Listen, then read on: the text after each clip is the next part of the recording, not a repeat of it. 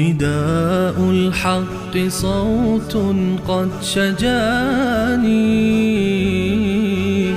وبلغني الحقيقة والأماني وكان لي السبيل إلى المعالي ونورا للهداية والبيان.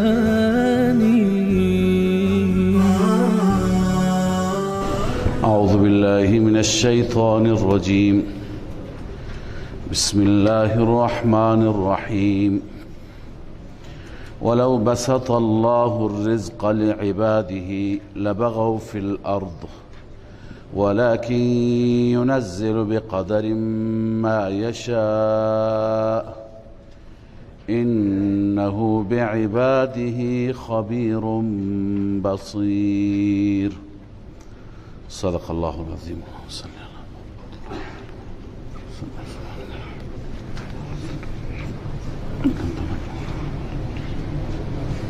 در آیه گذشته و آیات گذشته در ارتباط با لطف و مهربانی خدای عزوجل خواندیم که خداوند توبه ها را قبول می فرماید و انسانی که رجوع می کند الله تعالی تمام سیئات را، گناهان گذشته اش را مورد عفو و کرم قرار می دهد.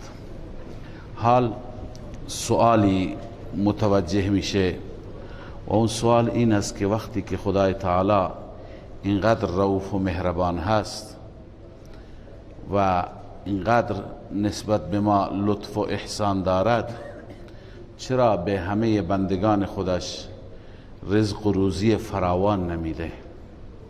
چرا بندگان خودش را در حد وسیع نان نمیده؟ که بعضی وقتها بندگان محتاجند و جوع و گرسنگی بر اونها فشار میاره. خداوند تعالی جواب این سوال را بیان می فرماید که ولو بسط الله الرزق لعباده لبغوا فی الارض. اگر خدای تعالی رزق را برای بندگانش فراخ بگرداند، وسیع بگرداند، رزق زیاد عنایت بکند، لبغوا فی الارض، عموما در زمین اونها سرکشی می کنند، تمرد می کنند. لذا الله عزوجل بر اساس حکمت هایی که مد نظر دارد بندگان خودش را رزق و روزی می دهد. بعضی بندگان هستند که به مصلحت و خیر اینها این است که داشته باشند، دارا باشند. بعضی بندگان هستند که به خیر و مصلحت اونهاست که نادار باشند، نداشته باشند. الله مصالح را، ظرائف را بهتر می‌داند. ولکن ینزل بقدر ما یشاء. خداوند نازل میکند به اندازه ما یشاء، اون چی که بخواهد. ما یشاء صفت بقدر هست. انه بعباده خبیر بصیر. این تعلیلیه هست، علت هست. بدون شک اون ذات نسبت به بندگانش خبیر هست، یعنی مصالح بندگان را خبر دارد. بصیر، حال بندگان را بیناست، یعنی خداوند هم حالشان را میداند و میبیند، هم نسبت به مصالحشان آگاه است. بر اساس مصالح و بر اساس احوال خداوند بر بندگان لطف می‌فرماید. و هو الذی ینزل الغیث من بعد ما قنطوا و ینشر رحمته. خداوند را در این صفاتش بشناسید. الله آن ذاتی هست که باران را نازل می فرماید بعد از اینکه بندگان ناامید می شوند. بعضی اوقات تا مدتها باران نمیاد، قحط فشار میاره، بنده ها ناامید می شوند. بعد از چنین شرایطی الله باران نازل می فرماید. و هو الولی الحمید، اون ذاتی هست ولی قبلا خواندیم به معنای حامی، اون هست ناصر و مددگار شما. الحمید اون هست که ذاتش ستوده شده هست و مورد ستایش قرار گرفته، خودش را به اوصاف زیبا ستوده و بندگانش مقربانش هم او را مورد ستایش قرار میدهند. لذا چنین ذاتی هست الله عزوجل که حامی و کارساز بندگان هست، مشکلات بندگان را حل می فرماید. و من آیاته خلق السماوات والارض، دلیل توحید هست، دلیل عقلی هست. از آیات الهی آفرینش آسمان ها و زمین است. و ما بث فیهما من دابه، آنچه که منتشر کرده در آنان، در زمین و آسمان، از هر موجود زنده، از هر موجود زنده. دابه گرچه چهارپا را میگویند ولی اینجا به معنی موجود زنده هست. کل ما یدب، هر چی که حرکت میکند، حرکت به سبب زندگیش هست. ببینید اینجا مفسرین ما این آیه را اینطور توجیه میکنند، میگویند که چون که موجودات فقط در زمین هستند، در آسمان نه انسان زندگی میکنه نه حیوانات اونجا هستند، دابه بر انسان و حیوان اطلاق میشه، و نه جنات هستند. لذا و ما بث فیهما، فیهما را گفتن فی مجموعهما، در مجموع هر دو، یعنی هر دو جانه در مجموع هر دو.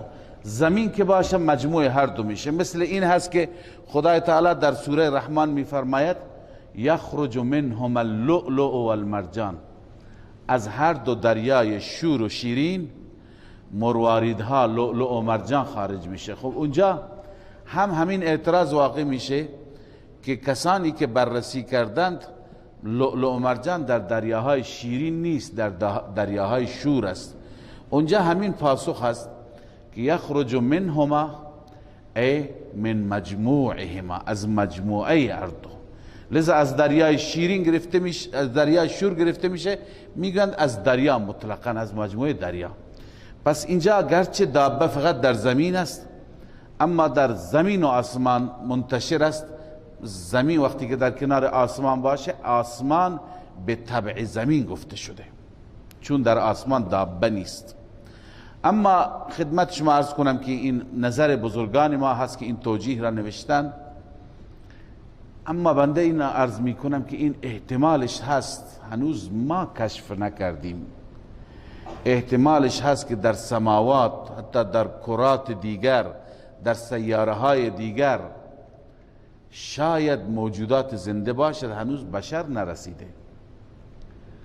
الان هستند فضانوردانی که به فضا می روند و هی دارند در سیاره ها می گردند، می گویند هنوز آب پیدا نکردیم، ولی خیلی جاها گاهی عکس های گرفته میشه از سیاره ها و احتمال میدن که اینجا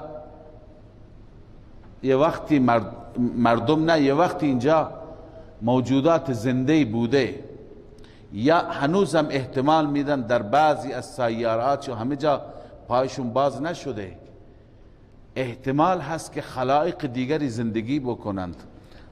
دانشمندان به دنبال کشف هستند، شب و روز دارن تلاش میکنند. هنوز اینها 1/100 و 1/1000 شاید کرات را، سیاره ها را هنوز ندیدن، نگشتند. بنابراین و ما بث فیهما من دابه، شاید نیاز به این توجیه نباشد. الله بهتر میداند که کجا کجا مخلوق زنده دارد و مخلوقاتش به حیات خودشون میپردازند.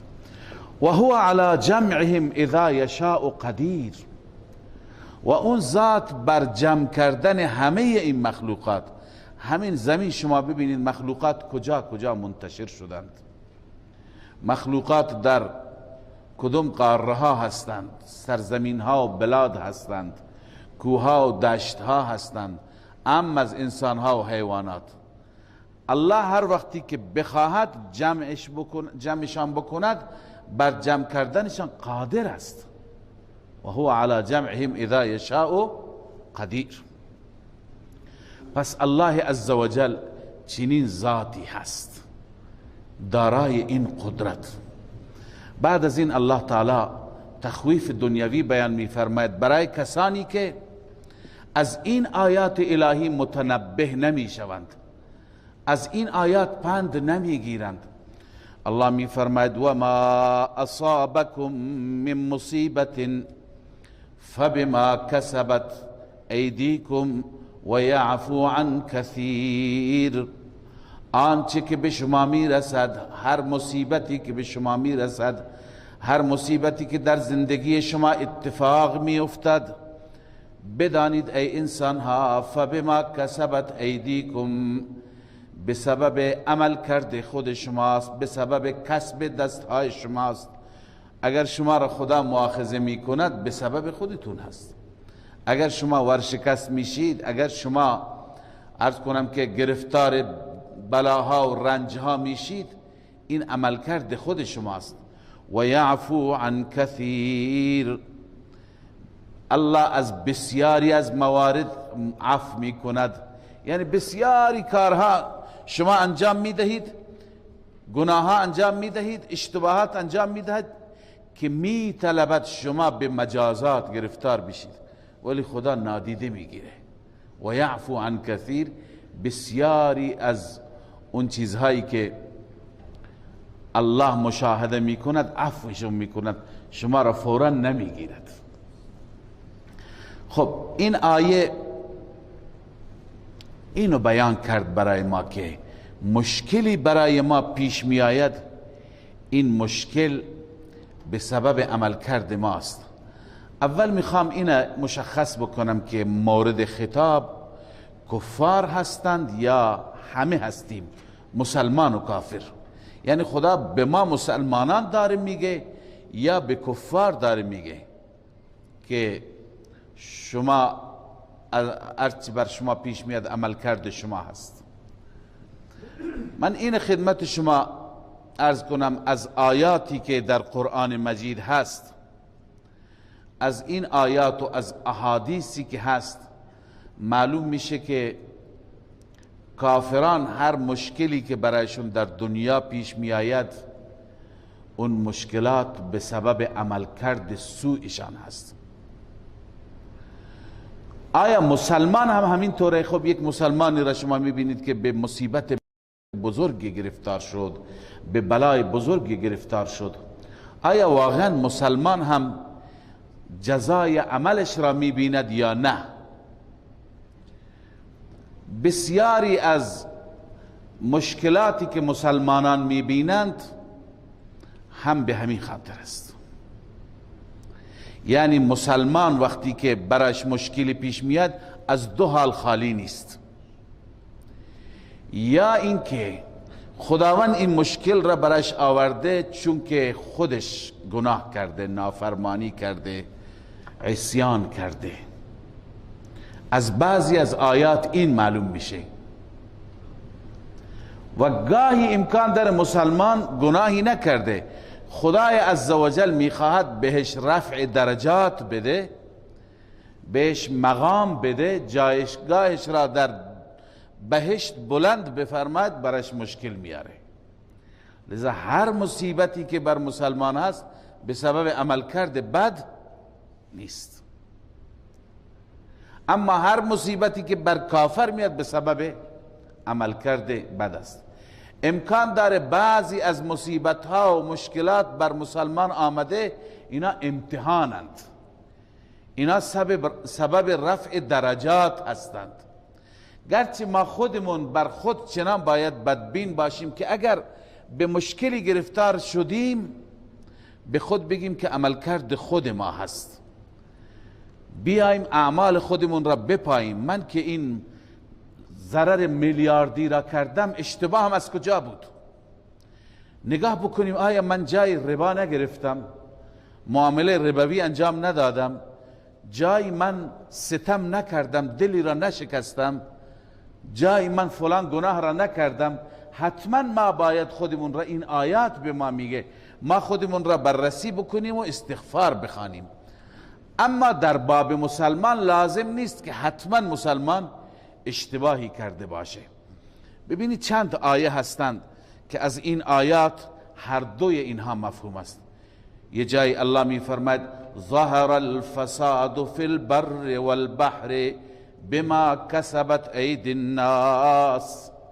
فساد در بر و بحر، در خشکی و دریا ظاهر شد. هر جا می بینی فساد. چرا؟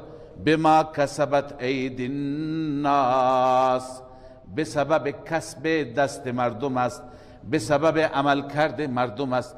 لیذیقهم بعض الذی عملوا، الله میخواهد به این انسانها بچشاند بعضی از عملکردهایی که انجام دادند. خدا میخواهد بعضی از عملکردها را به انسان بچشاند که ای انسان این عملکرد خودت است. قرآن مجید صراحتا فرموده، در جای میفرماید که ما اصاب من مصیبت فی الارض ولا فی انفسکم الا فی کتاب. ای انسان، هر مصیبتی در زمین اتفاق میفته یا در وجود شما اتفاق میفته، اینها همه در لوح محفوظ نوشته. یعنی از این آیه معلوم میشه بعضی ها بنابر تقدیر الهی هست. در آیه دیگه هست ما اصاب من مصیبت الا باذن الله، هیچ مصیبتی نمی آید مگر به اذن الهی می آید. الله تعالی در رابطه با معرکه احد می فرماید که مسلمانان ضربه خوردند، 70 نفر شهید دادند. و ما اصابکم یوم التقى الجمعان فباذن الله، اون چه که به شما رسید در روز ملاقات دو لشکر و برخورد دو لشکر به اذن الهی بود. بس خیلی چیزها هستن به اذن الهی. الله میخواهد که برای بندگانش امتحان بیاره، آزمایش بیاره، بندگان خودش را رتبه بده، مقام بده. اما خیلی جاها به منظور چی میاد؟ به منظور تنبیه. بعضی جاها ابتلاء و به خاطر کفاره سیئات و رفع درجات. علی ای حال هر چی بود مومن باید متوجه خدا بشه. اینجا هم الله تعالی می فرماید که هر مصیبتی که برای شما می آید، گرچه بیشترین خطاب اینجا برای کفار است، چون در ادامه می بینید که کفار را خدا میگه، ولی مومن هم خودش را شامل بداند که به سبب عملکرد خود من هست. فبما کسبت ایدیکم، به سبب عملکرد شماست. و یعفو عن کثیر، خیلی را خدا عفو می فرماید. و ما انتم بمعجزین فی الارض، این هم خدا می فرماید وقتی به خاطر مهلتی که الله بهت میده مغرور نباش. مهلتی که خدا بهت میده مغرور نباش. شما عاجز کنندگان روی زمین نیستید، یعنی شما نمیتونید همیشه فرار بکنید، در برید. و ما لکم من دون الله من ولی ولا نصیر، وقتی که مصیبت بیاید هیچ حامی هم نداری، نیست برای شما بغیر از الله هیچ حامی و هیچ یاور و مددکاری. پس بهتر همینه که به خدا متوجه باش، به خدا بچسب که خدا میتوند بهترین حامی و یاورت باشد. و من آیاته الجوار فی البحر کالاعلام، حال خدای عزوجل بعضی دیگر از آیات و علائم و نشانات را خدای تعالی بیان می فرماید. الله می فرماید از آیات الهی چیه؟ الجوار. جوار جمع جاریه هست، کشتی را میگن. کشتی های بزرگ در دریا که کل اعلام مثل کوه هستند. از بس بزرگ گاهی انسان کشتی را میبینه تو دریا فکر میکنه کوه هست. بعضی وقت کشتی اینقدر بزرگ از دور میبینی فکر میکنی وسط دریا یک جزیره هست، اونجا مردم زندگی میکنند و واقعا بعضی کشتی ها به اندازه یک جزیره هستند. گاهی میشنوید یک کشتی میاد باری را میاره 6 ماه طول میکشه که فقط بار کشتی خالی بشه، اونم با تمام امکانات روز و با جر ثقیل و با همه. یک کشتی دیدیم در چابهار آمده بود، نسبت به اون بزرگترها کوچک بود، گفتند که شکر آورده از یک کشوری و بار شکرش 2000 کمپرسی، 2010 تن، یعنی 2000 تا 10 تن بیاد بار بزنه بعد بارش خالی میشه. زاد این کشتی ها کوه هستند واقعا. 7 طبق بود، فقط اون جایی که ملاحان زندگی میکردند خانوادگی گفتند چندین ماه تو دریا هستین همون جا زندگی میکنند. لذا این کشتی با این حجم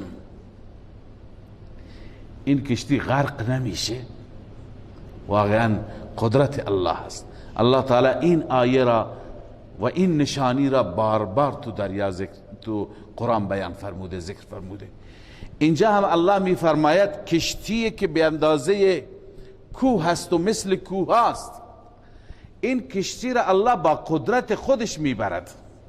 خب الان امروز کشتی ها موتور دارند، در قدیم کشتی ها بادبانی بودند و با حرکت باد سیر می کردند و حرکت می کردند.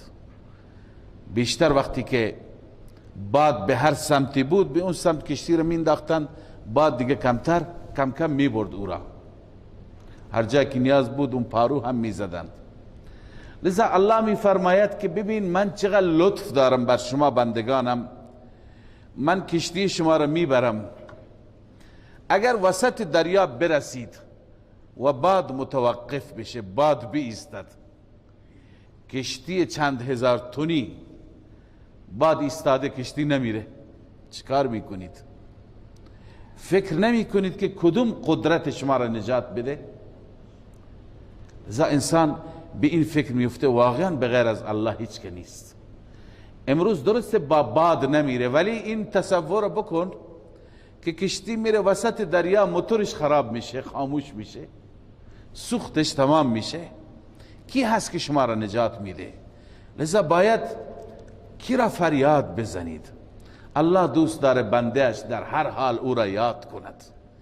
گاهی چنین تصویرهای الله به تصویر میکشد که بندگان این احوال را یاد کنند و بگویند بغیر از الله هیچ کس نیست. لذا الله می فرماید این یشأ یسکن الریح، اگر الله بخواهد باد را خاموش می کند، ساکن می کند، یعنی از وزیدن می افته، متوقف می کند.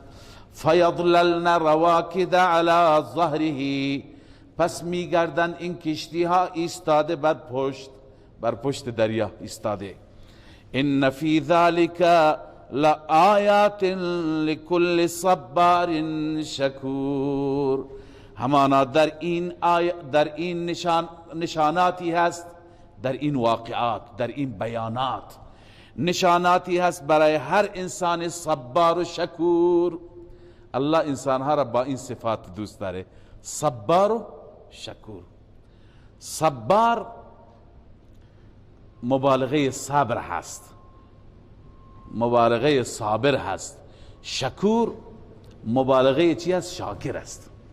یعنی الله دوست داره بندگانی را که وقتی بر اونها مشکل و مصیبت آورد خیلی صبر کنند. بر اونها اگر خدای عزوجل نعمت بهشان نعمت داد خیلی قدردان و شاکر باشند. بس الله دوست داره که ما چیکار باشیم؟ به وقت مشکلات صبور باشیم، به وقت نعمتها شکور باشیم، شکرگزار باشیم. این نعمتها را جای نعمت است. اینا همه نمونه ها که ذکر می فرماید الله تعالی یک جا نعمت است، یک جای دیگه چی هست؟ مصیبت است. که شما باید به وقت نعمت چه صفتی داشته باشید، به وقت مصیبت چه صفتی داشته باشید. این سوره گرچه در بیان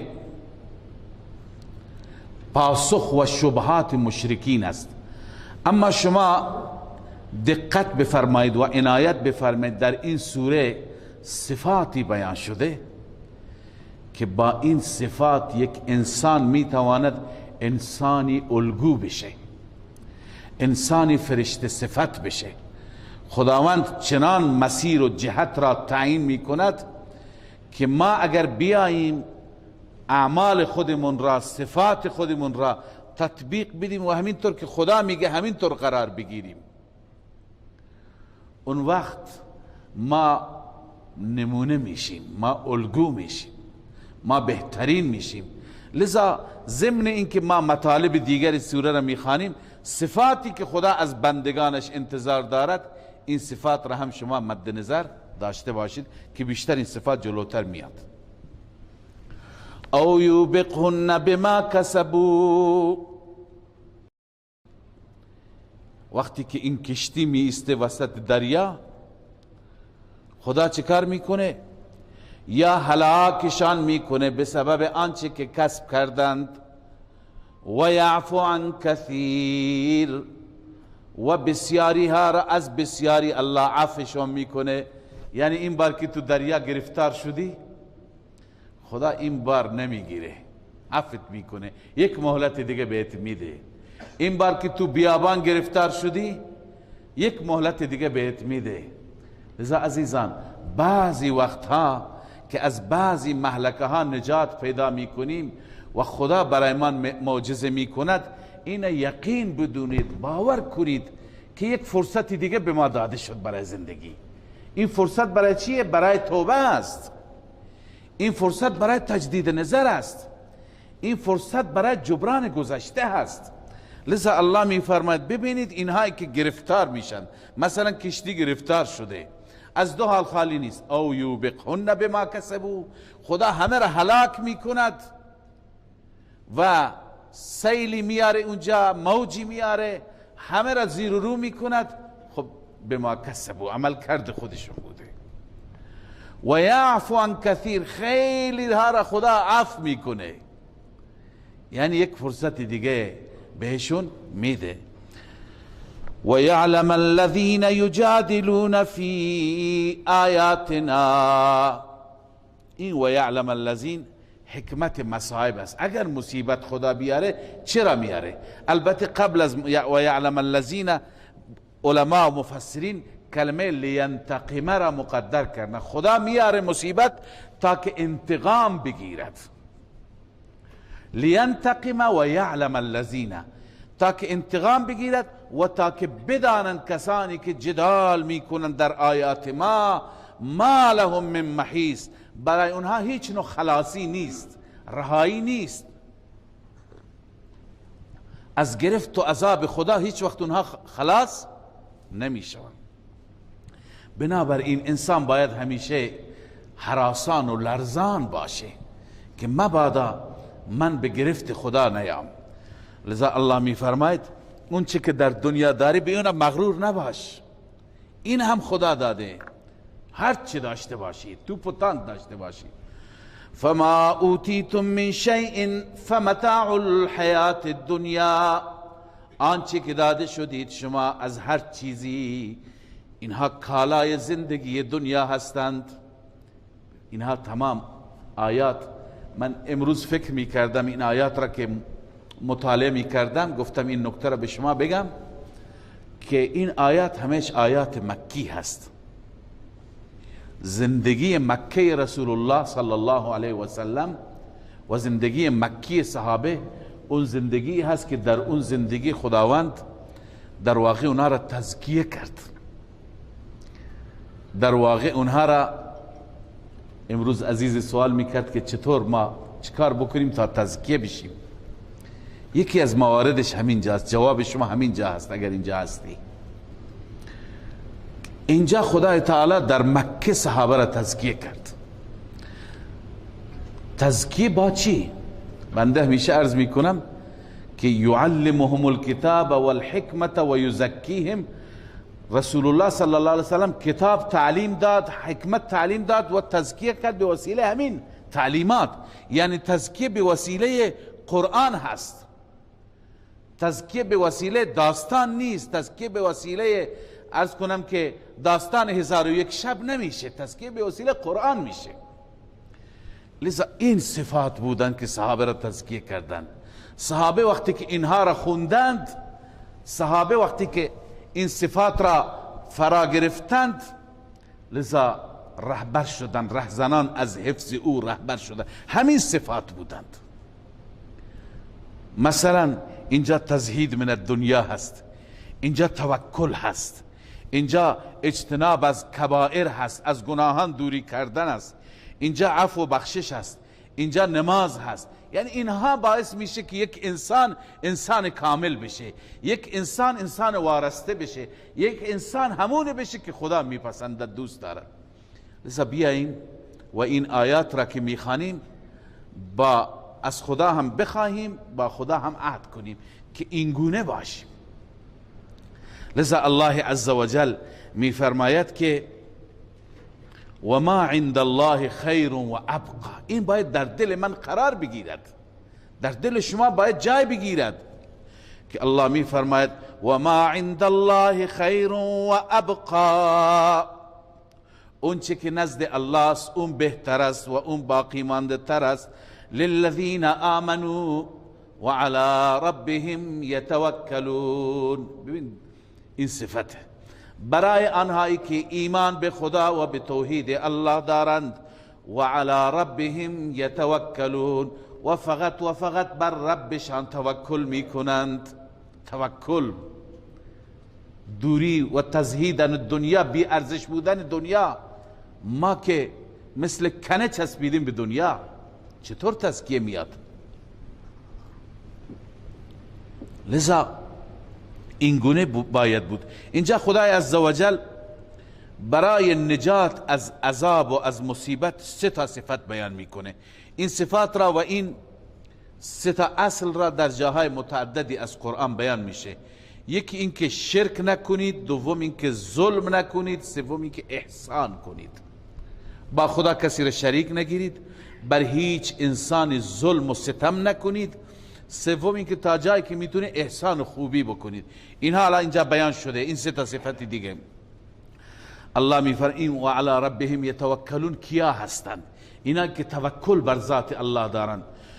والذین یجتنبون کبائر الاثم والفواحش. کسانی که اجتناب میکنند، دوری میکنند از گناهان کبیره و از کارهای بی عفتی. گناه کبیره شرک، لذا از شرک و همچنین از ظلم، از ستم. البته الله عزوجل در وجود ما 2 تا قوت گذاشته که این هر 2 قوت خطرناک است. یکی قوت غضبانی، یکی قوت شهوانی. انسان با قوت غضبانی ظلم می کند، انسان با قوت شهوانی بی عفتی می کند. در دنیا همین 2 تا فساد است، نه؟ گاهی ظلم، گاهی فساد اخلاقیه. بعضی افراد هستند که عصبانی میشن، در عصبانیت از کوره در میرند تا جایی که بتونه ظلم میکنن. تفنگ را بر میداره، رگبار میبنده، بر هواپیما سوار میشه، همه جا را بمباران میکنه. این بدبخت بر قوت غضبانی خودش هیچ نوع تسلطی نداره.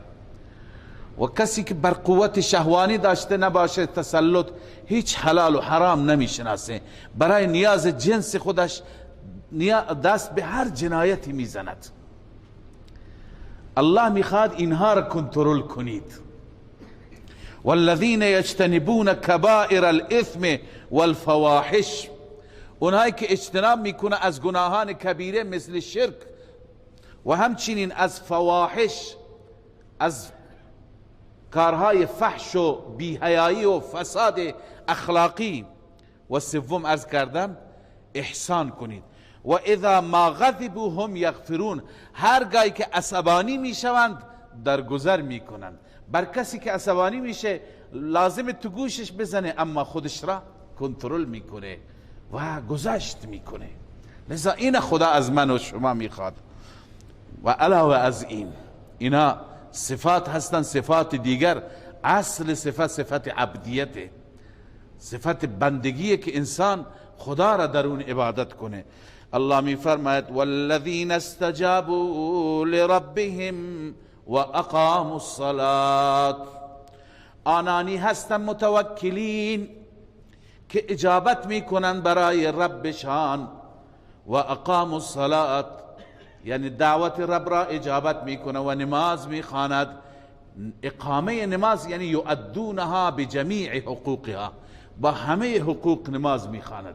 یعنی از طهارت گرفته، اون طهارت ظاهر است، شما وضو میگیرید، دست و چهرهتون را و پاهایتون را میشویید. و طهارت باطن، طهارت باطن این که در درون شرک نباشد، کفر و نفاق نباشد. و همچنین در درون بعضی دیگر نجاست ها مثل بغض و حسد و کینه و دورنگی و اینها هم نباشد. و انسان با حضور قلب نماز بخواند، خشوع و خضوع در نمازش باشد، استحضار باشد، یعنی گویی که در محضر الله ایستادم و او مرا میبیند و من او را میبینم، اون چیزی که رسول الله فرمود. لذا این هست جمیع حقوق نماز تا آخر.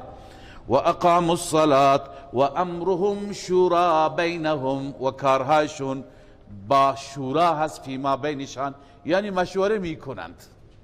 هر کاری خود رأی و عرض کنم که یک کتاز نیستند، دیکتاتوری ندارند، بلکه اونها کارشون بر اساس چی هست؟ شورا هست. و مما رزقناهم ينفقون، این عبادت مالی هست. همه اینها لازمه. خرج کن در راه الله، از آنچه که ما بهشون رزق میدیم خرج میکنن. خرج کن در راه الله تا حب مال از بدن تو، از وجودت بره بیرون. سجده کن الله را و تواضع کن تا حب جاه و مقام از وجودت بره بیرون. هم متواضع بشی، هم فروتن بشی، و هم در دلت عرض کنم که بی ارزش بودن دنیا بیاد.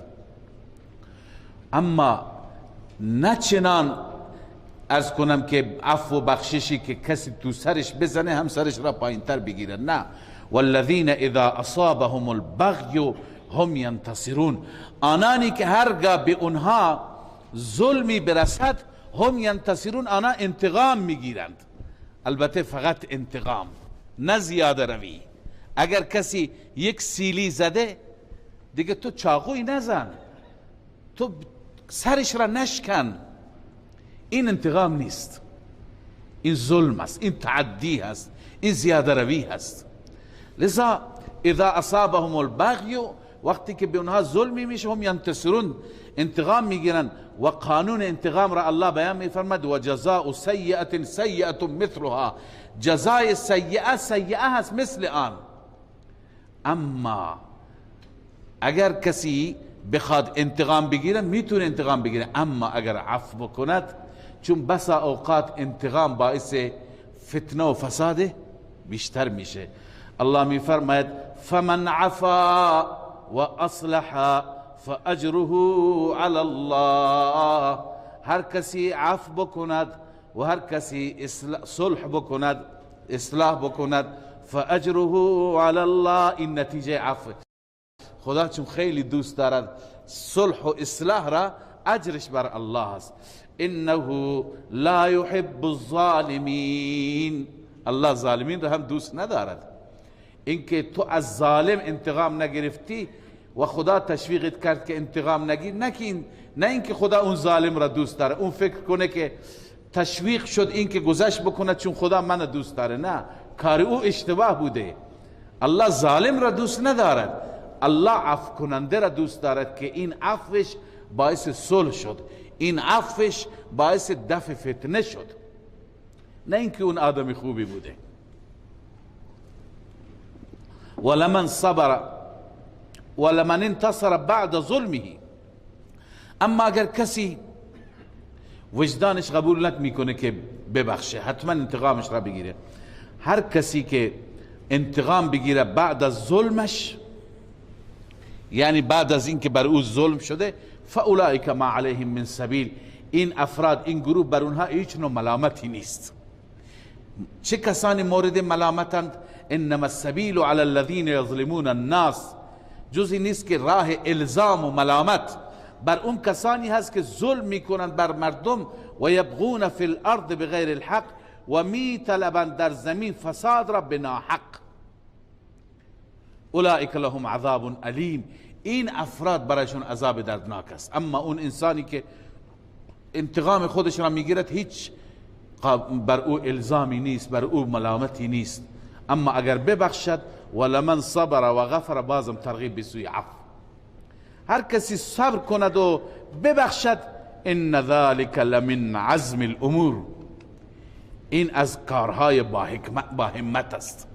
عزم الامور یعنی اموره که واقعا همت کرد، کار هر کس هم نیست.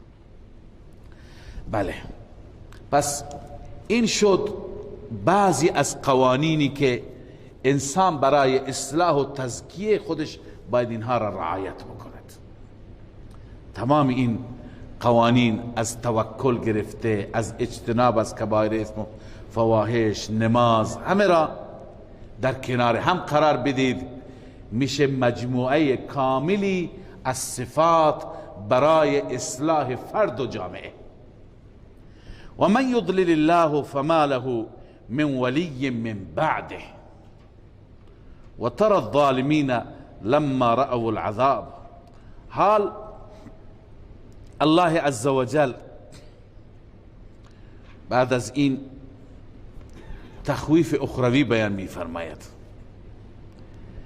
که هر کسی این صفات را در زندگی خودش عملی نکرد، احیا و پیاده نکرد و ادامه داد، گمراهی را ادامه داد، شرک را ادامه داد، سرکشی را ادامه داد، در آخرت با چه سرنوشت خطرناکی مواجه میشه.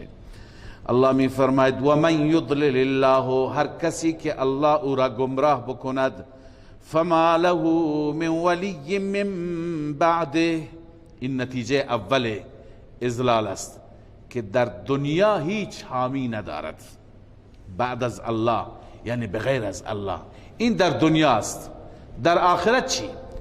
و ترى الظالمین لما رأوا العذاب، میبینی ظالمان را وقتی که میبینند عذاب را چه تمنا میکنند؟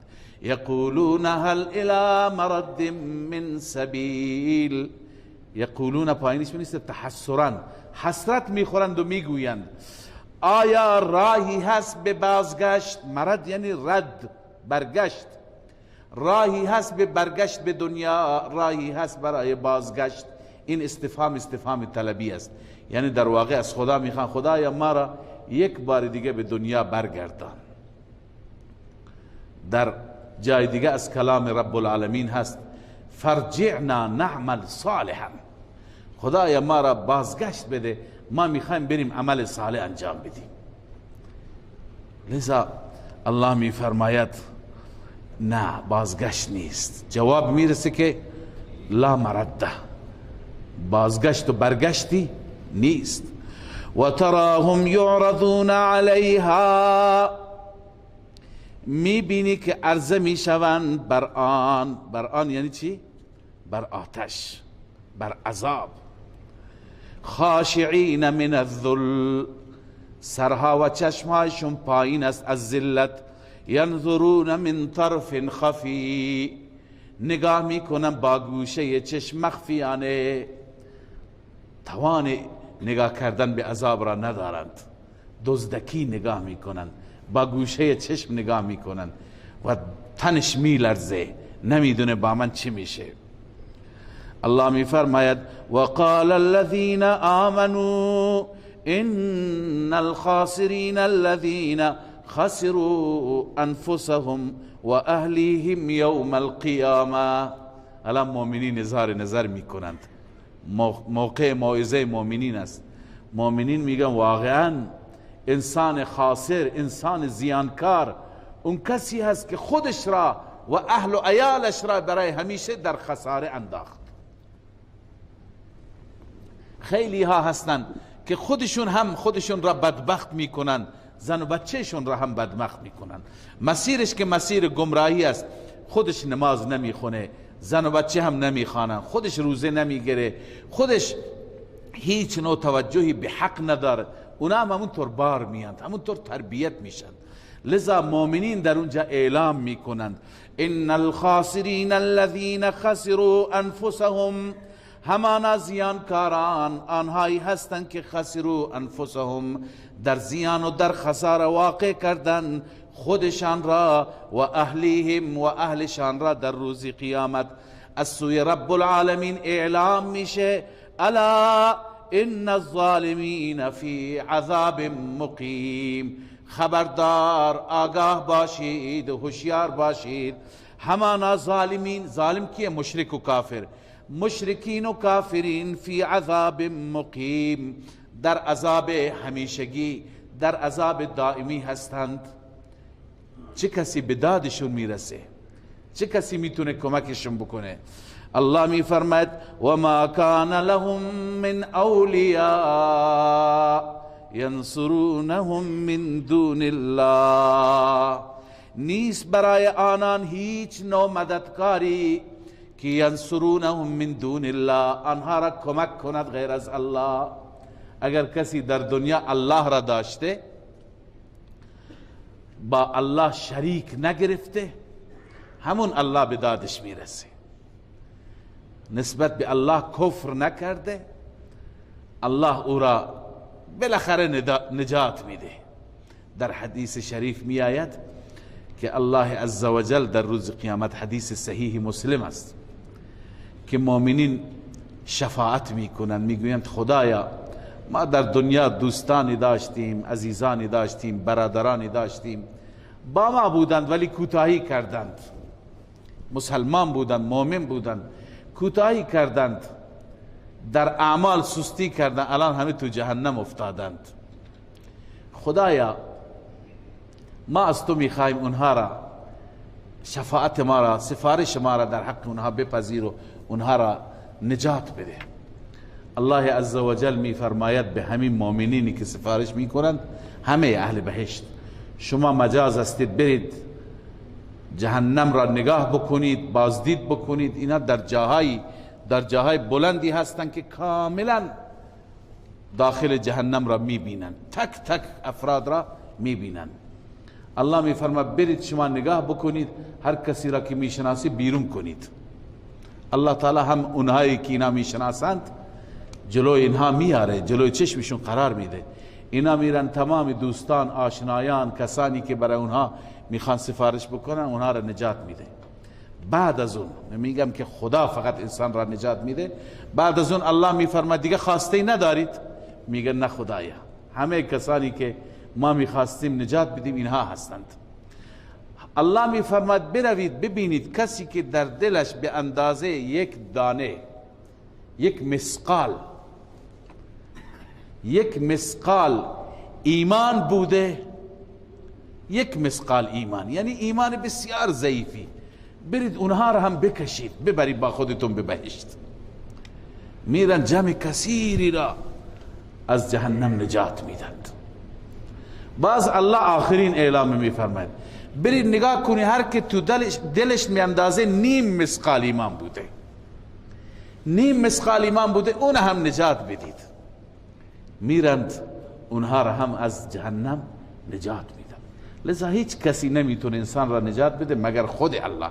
کسی در دنیا اگر الله را داشته و قلبش با الله بوده اونجا برایش کاری میشه.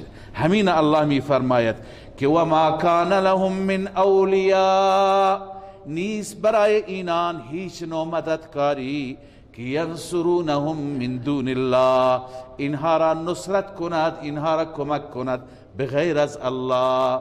و من یضلل الله فما له من سبیل، هر کسی که الله او را گمراه بکند برای او هیچ راهی نیست، نه راه خروج، نه راه معذرت، نه راه دیگر. خب ببینید از سختی ها و شدائد الله بیان فرمود که چنین جای سختی هست، مفر نیست، محیص نیست، یعنی خلاصی و جای فرار نیست. بعد از این تخویف شدید خداوند دعوت میده بندگانش را. سبحان الله، خدا چقدر مهربان است، با سختی بیان میکند، بعد از بیان میگه بیایید به سوی من، بیایید الان توبه کنید، که اون وقت به درد نمیخورد توبه، الان توبه کنید. لذا الله میفرماید استجیبوا لربکم، اجابت کنید دعوت ربتان را، اجابت کنید برای ربتان، من قبل ان یأتی، قبل از این که بیاید آن روز. لذا در همین دنیا اجابت کنید، در همین دنیا بگو لبیک اللهم لبیک، خدایا من به سوی تو میام، در همین دنیا اعلام کن. من قبل ان یأتی، قبل از این که بیاید یوم لا مرد له من الله، روزی که بازگشتی نیست از آن روز، برای آن روز از جانب الله. یأتی من الله، می آید از من الله، متعلق یأتی است، از جانب الله اون روز می آید که در اون روز بازگشتی نیست. ما لکم من ملجأ یومئذ، برای شما هیچ پناهگاهی نیست در آن روز، پناهگاهی هم در اون روز ندارید. و ما لکم من نکیر، و برای شما نکیری هم نیست. نکیر یعنی کسی که نپسندد و کسی که بیاید و بگوید خدایا چرا این را انکار بکند، چرا این را به این حال گرفتار کردی. هیچ کسی همین قدر جرأت سوال ندارد. لذا الان توبه کنید، الان بندگان رجوع کنید، الان بیایید به سوی الله. بعد از اینکه خداوند این دعوت ناصحانه و دعوت خیرخواهانه را برای بندگانش داد، این دعوت مال کافر و مسلمانه. حال الله عزوجل به پیغمبر میگه ای پیغمبر، بعد از این موعظه و بعد از این دعوت اگر اینها روگردانی کردن نیامدن، تو نگران نباش، تو که محافظشون نیستی، تو که نگهبانشون نیستی، وظیفه تو بلاغ است و رساندن مطلب است که مطلب را رسوندی. فان اعرضوا، اگر اینها باز هم اعراض کردند، باز هم پشت دادند، باز هم قبول نکردند، فما ارسلناک علیهم حفیظا، اصل جزا مقدر است، فلا تحزن، ای پیامبر من، ای محبوب من، تو غمگین نباش. چرا؟ فما ارسلناک علیهم حفیظا، ما که تو را بر اینها نگهبان نفرستادیم، تو نگهبانشون نیستی که حتما اینها جایی نرند. وظیفه شما چی بود؟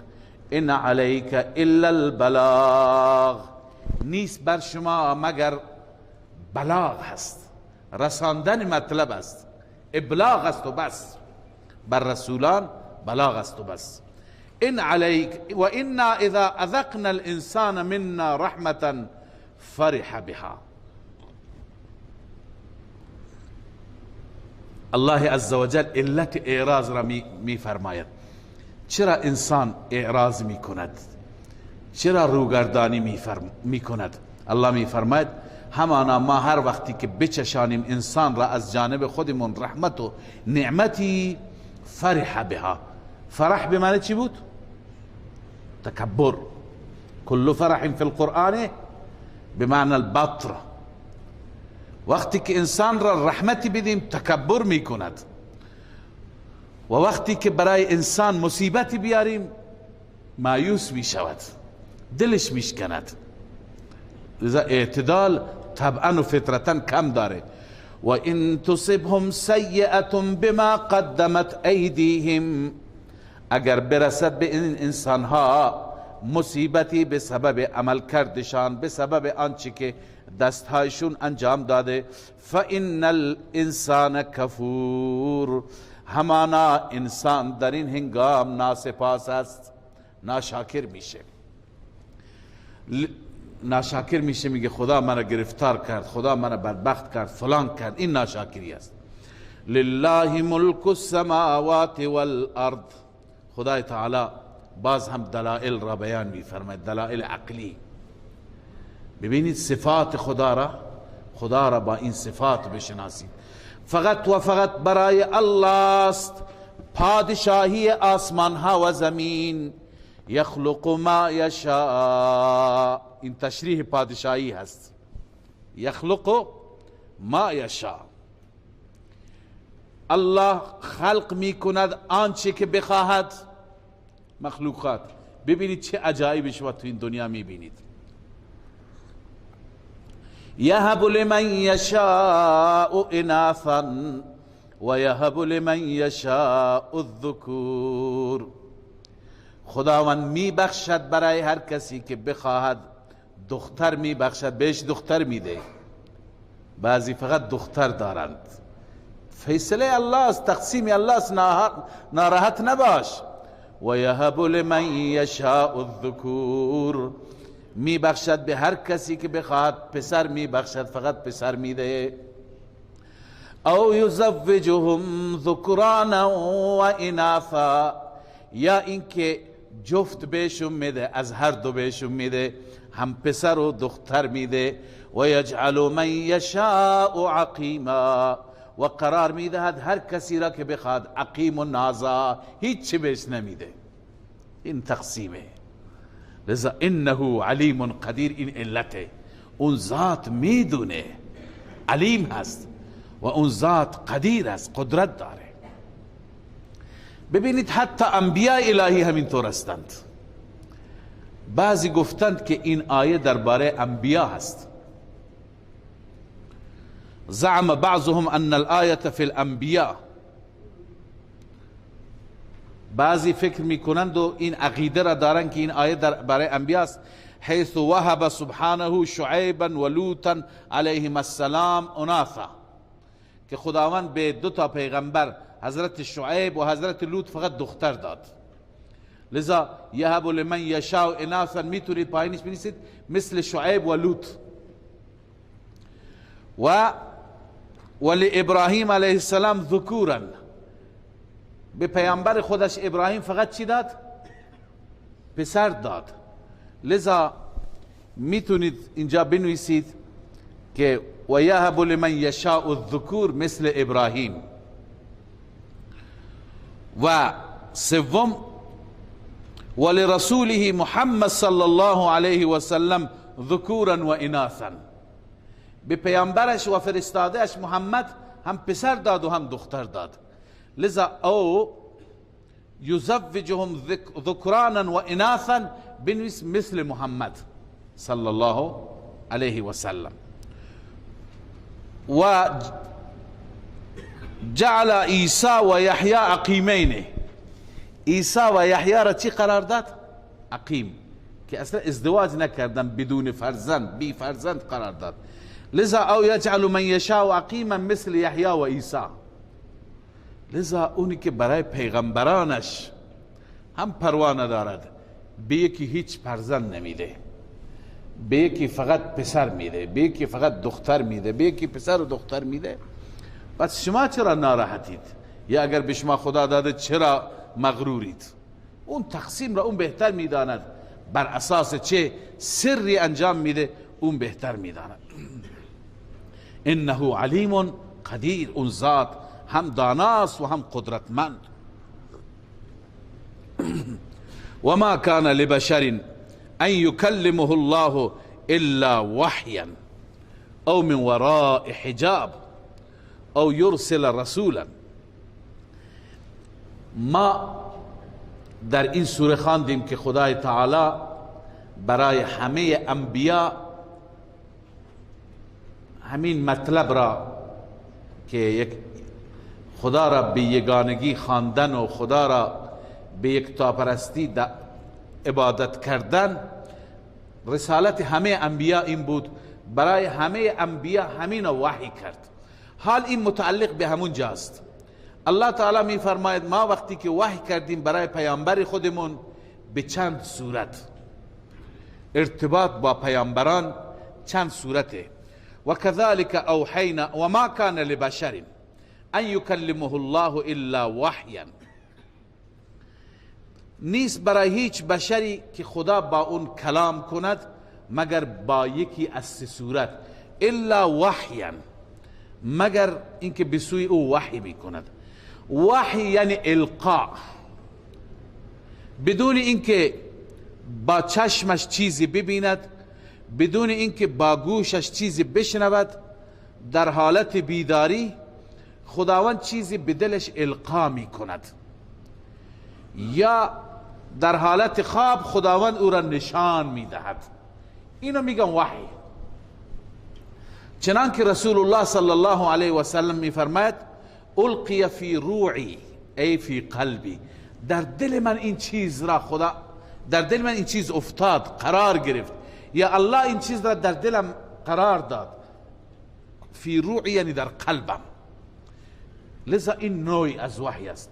یا مثل این که حضرت ابراهیم در خواب میبیند که اسماعیل را ذبیح بکند، پس این وحیان هست. اینا همه که در دل پیغمبر خدا قرار بده، در خواب یا در بیداری، وحی هست.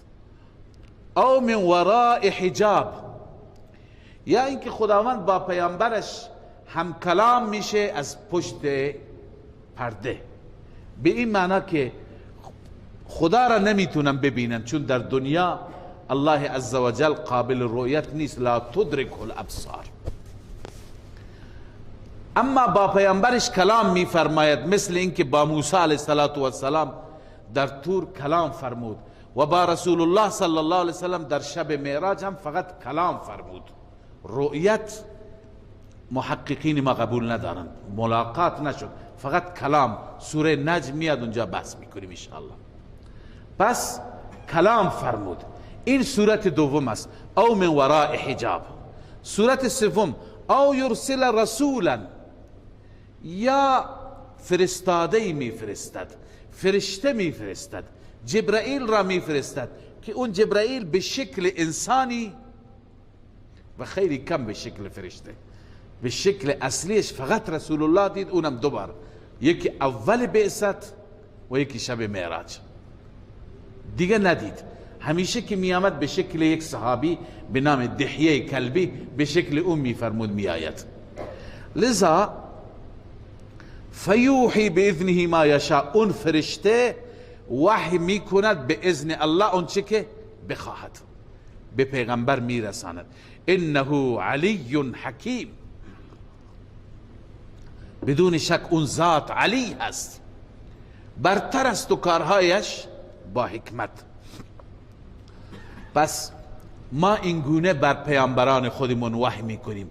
حال وحی که بر رسول الله است، الله می فرماید و كذلك اوحینا الیک روحا من امرنا، این را میگن دلیل وحی.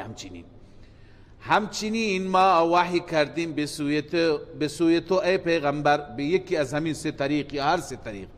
روحا من امرنا، روحی را از جانب خودمان. ببین اینجا خداوند قرآن را روح فرموده. وجه تشبیه را قبلا عرض کردم. همانطور که روح برای یک کالبد سبب چی میشه؟ حیات میشه، سبب زندگی میشه. برای ما انسان ها قرآن سبب حیات دینی میشه. لذا قرآن روح است. ما كنت تدری ما الكتاب ولا الایمان، این تأکید اعجاز است، واقعا اعجاز قرآن. نمیدانستی ای محمد صلی الله علیه و سلم قبل از این کتاب چی هست، ایمان چیه. این کتاب و ایمان را ما فرستادیم. ولكن جعلناه نورا نهدی به من نشاء، اما ما این را قرار دادیم نوری. قرآن نور هم است. ببین خداوند به چه چیزهایی قرآن را تشبیه میده. یک جا میفرماید وحی است، روح است، ببخش سبب حیات میشه. یک جا میفرماید نور است، سبب روشنی میشه، زندگی ما روشن میشه، دنیای ما روشن میشه، قبر ما روشن میشه، آخرت ما هم روشن میشه، فقط و فقط با قرآن. لذا الله می فرماید ولكن جعلناه نورا نهدی به من نشاء من عبادنا، اما ما قرار دادیم این قرآن را نوری که هدایت میکنیم، راهنمایی میکنیم به وسیله این قرآن. من نشاء من عبادنا، هر کسی را که ما بخواهیم از بندگانمان. اما کار تو چیه؟ این که کار خدا بود. وظیفه تو چیه ای رسول الله صلی الله علیه و سلم؟ و انک لتهدی الى صراط مستقیم، همان تو هدایت میکنی، راهنمایی میکنی مردم را به صراط مستقیم، به راهی که اون راه راست هست. راه مستقیم کدومه؟ صراط الله، اون راهی که خدا گفته. این ضمن این که مشخص کردن صراط مستقیم هم است، دلیل عقلی هم است. صراط الله الذي له ما في السماوات و ما في الارض، صراط الهی هست، راه الهی هست. اون اللهی که برای اوست تمام تصرفات آسمانی و زمینی. الا الى الله تسیر الامور، نه تنها که برای خداوند هست زمین و آسمان، زمین و آسمان به جای خود اختصاص آسمان و زمین نه، بلکه الی الله تسیر الامور، فقط و فقط به سوی الله همه امور برمیگردند. همه امور در دست الله هستند، فقط زمین و آسمان نیست. خب ربط این سوره و مقدمه این سوره را هم بخوانیم که اول درس شاید همه نباشید. عرض کنم خدمت شما سوره مبارکه زخرف است. زخرف معنایش هست طلا. در این سوره چون که بحث زخرف میاد و خداوند عزوجل سخنی از طلا به میان میآوره، لذا بهش میگن سوره زخرف. اونجا میخوانیم. چرا؟ عموما اسامی سوره ها من از ابتدا باید عرض میکردم تسمیه الکل به اسم الجز هست. همه سوره ها یعنی کل سوره را خداوند نامگذاری کرده به بخشی از سوره، چون در بخشی از سوره، مثلا در سوره بقره در یک بخشی بحث بقره است، همه سوره بحث بقره نیست. در سوره آل عمران یک بخشی آل عمران است. در این سوره هم یک بخشی شورا بود، بحث شورا شما خواندید، و اینجا هم یک بخشیش زخرف است. لذا به اون مناسبت این سوره را زخرف گفتند، همان گونه که شما خواندید تسمیه الکل به اسم الجز. اما مناسبت این سوره با سوره های گذشته، ما در سوره های گذشته که اول سوره حامیم مومن بود مدعا را خواندیم که فقط و فقط خدا را فریاد بزنیم، حاجات و نیازات را فقط از خدا بطلبیم، از غیر خدا نطلبیم. بعد اشکالات اونها داشتند. اشکال این بود که ما گاهی در خواب میبینیم، در بیداری میبینیم فلان و فلان. الله فرمود اینها شیاطین هستند، در سوره حامیم سجده جواب دادن. اشکال دیگه این بود که خب ما تو کتابهای سابق دیدیم، الله عزوجل در سوره شورا جواب داد که در هیچ کتابی نبوده، اگر تو کتابی هست این کار ملاهای دین فروش است، الله نگفته جایی. حال در این سوره میخوانیم که با توجه به این دلائل و به این آیات ما میپذیریم که بغیر از الله معبودی دیگه نیست، باید حاجات را از خدا طلبید، نیازات را از خدا طلبید. اما این خدایان که ما اونها را گاهی فریاد میزنیم به خاطر اینکه فردا شفاعت ما را پیش خدا بکنند. اگر به مصیبتی گرفتار شدیم، به درد و بلای گرفتار شدیم، اینها شفاعت و سفارش ما میکنند. حال خداوند در این سوره جواب میده ولا یملک الذین یدعون من دونه الشفاعه. اینایی که غیر از خدا میخوانند اینا مالک شفاعت نیستند، اینها نمیتونن شفاعت بکنن، اینا جرأت همون سفارش شفاعت را ندارن، توانش را ندارن. پس این شبهه را و این مطلب را الله عزوجل در این سوره جواب میده. خب خلاصه این سوره این است که در ابتدای این سوره عرض کنم خدمت شما که تمهید است، مقدمه است همراه با ترغیب به سوی قرآن. هر جا خداوند در این سوره های مکی ذکر قرآن میاره، انا جعلناه قرآنا انا انزلناه فی لیلة مبارکه، تا اینکه ما تشویق بشیم به طرف چی؟ به طرف قرآن. و بعد در این سوره الله عزوجل 3 تا دلیل عقلی ذکر میفرماید و 4 تا دلیل نقلی.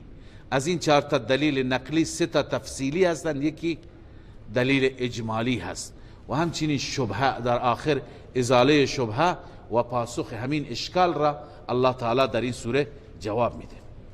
لذا خود سوره انشاءالله روز شنبه خوانده میشه. صدق الله.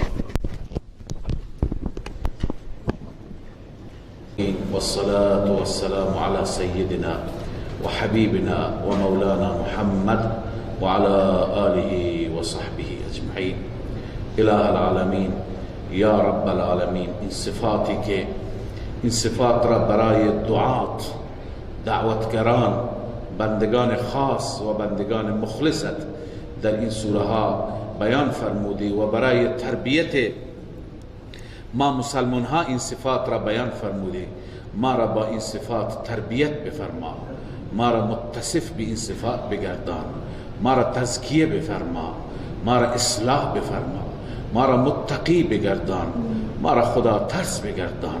پروردگارا اله العالمین، دنیا و آخرت ما را اصلاح بفرما، دین و دنیای ما را پیشرفت و ترقی عنایت بفرما. اله العالمین ربا، از ما کار دین بگیر، ما را برای دین خودت استعمال و استفاده بفرما. پروردگارا در ما اگر لیاقت و ارزش نیست، لیاقت و ارزش در ما پیدا بفرما و در جهت دین خودت از ما کار بگیر. اله العالمین پروردگار ما را مورد مغفرت و بخشش قرار بده، گناهان صغیره و کبیره ما را ببخش، به ما توبه نصوح نصیب بفرما مولا. و اله العالمین دین کامل، دنیای کامل، دین کامل، ایمان کامل، دنیای صالح و رزق حلال به ما نصیب بفرما. از ما راضی و خوشنود باش و همیشه در راه رضایت ما را موفق بفرما. خاتمه ما را با ایمان و آخرت ما را آباد بگردان. فاطر السماوات والارض انت ولینا فی الدنیا والآخرة، توفنا مسلمین و الحقنا بالصالحین. آمین برحمتك یا رحمن.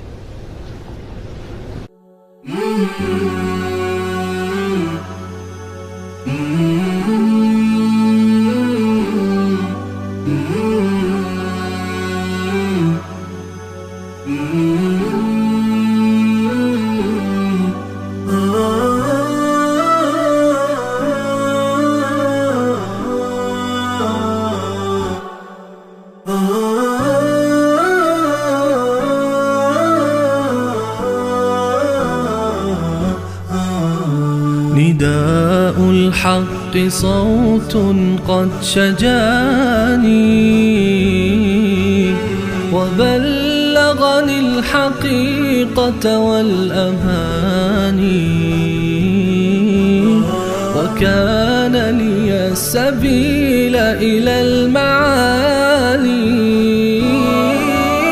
ونورا للهداية والبيان.